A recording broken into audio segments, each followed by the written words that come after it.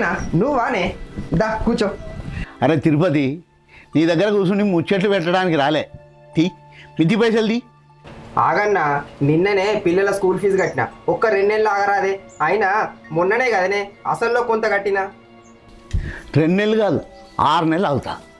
మితికి మితి పడుతుంది, కడతానంటే అవుతా. ఏందన్నా గట్ల మాట్లాడుతూ?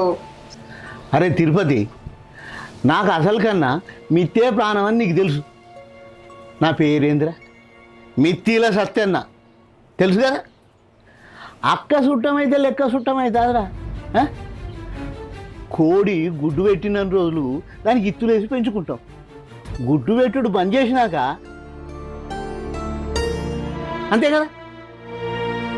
నువ్వు మిత్తిత్తలేవు, నీ దగ్గర ఏముంటుంది పట్టుకపోతా.